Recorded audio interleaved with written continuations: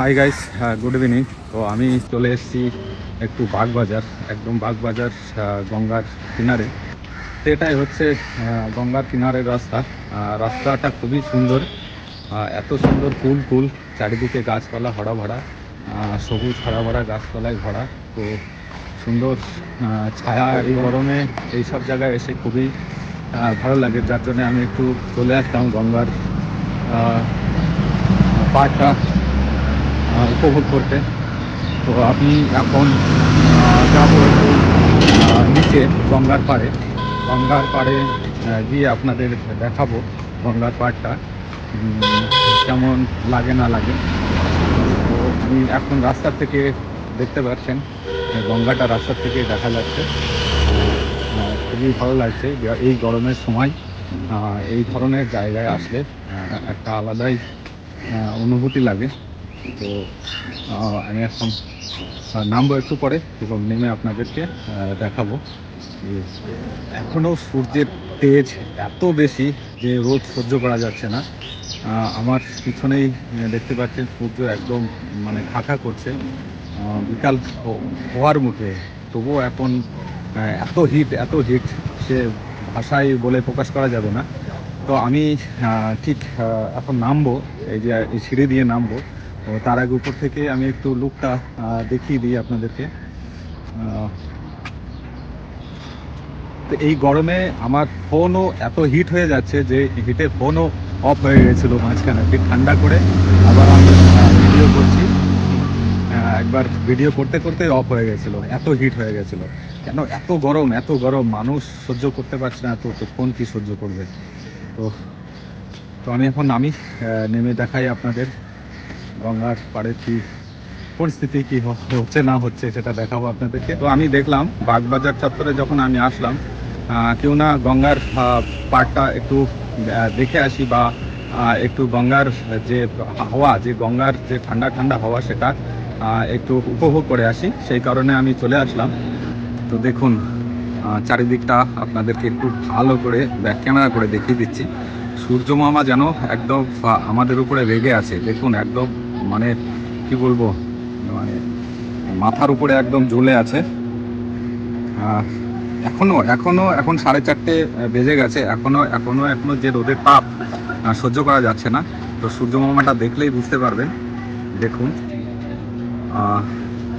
কেন এত রাগ দেখাচ্ছে আমাদের উপরে এই সূর্য মামা, বুঝে উঠতে পারছি না কবে সূর্য মামার রাগটা কমবে জানি না। তো আপনাদের গঙ্গার পার্কটা কেমন লাগছে অবশ্যই কমেন্ট বক্সে কমেন্ট করে জানাবেন, আর আমার চ্যানেলটা অবশ্যই সাবস্ক্রাইব করে দেবেন। তো দেখতে পাচ্ছেন একটা লঞ্চ আসছে, এটা হচ্ছে প্যাসেঞ্জার লঞ্চ, যেটা বাগবাজার হয়ে হাওড়া যায়। তো লঞ্চটা আস্তে আস্তে আসছে। তো গঙ্গার উপর দিয়ে লঞ্চ চলা মানে একটা আলাদাই অনুভূতি দেয়। আমার তো খুব ভালো লাগে, আপনাদের কেমন লাগে? হ্যাঁ, নিশ্চয়ই আপনাদেরও ভালো লাগে। তো দেখুন এই বাচ্চারা এতটুকু চান করছে, সেটা দেখিয়ে দিই একটু।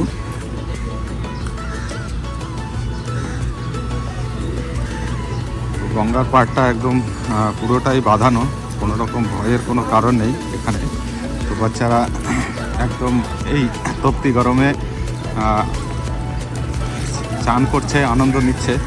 তো আমি ভাবছি আমিও যদি একটু জামা প্যান্ট খুলে নামতে পারতাম খুব ভালো হতো, বাট সেরকম আমার কাছে ব্যবস্থা নেই যে আমি তো সেরকম কোনো ব্যবস্থা নেই।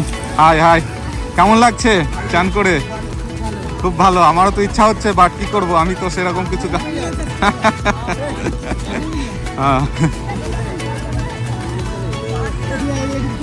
চেষ্টা চেষ্টা চেষ্টা এত সুন্দর ভিউ এখন এই যা গরম পড়ছে দেখুন। আমার ভাইরাও খুব আনন্দিত, আমাকেও সাপোর্ট করছে। তো আপনারাও আমাকে সাপোর্ট করবেন। তো লঞ্চটা বেশ কাছাকাছি চলে এসছে। ও দারুণ একটা পরিবেশ না? আমার তো খুব ভালো লাগলো। এই ছোটোবেলার কথা মনে পড়ে যাচ্ছে, যে পুকুরে নেমে সাঁতার কাটা, চান করা। তো আমাকেও একদিন ট্রাই করতে হবে এদের মতো আনন্দ নেওয়ার। তো দেখুন। তো আপনাদের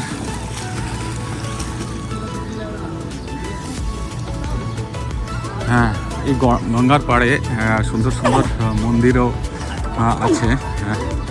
মন্দিরগুলো গঙ্গাটাকে আরও সৌন্দর্য করে তোলে। এই একটা শিবের মন্দির, বেশিরভাগ শিবের মন্দিরই, শিবের সাথে মা কালী, শিবের সাথে মা কালী, বজরং বলি সব কিছু রয়েছে। তো গঙ্গার একটা ঐতিহ্য, গঙ্গার পাড়ে মন্দির থাকা।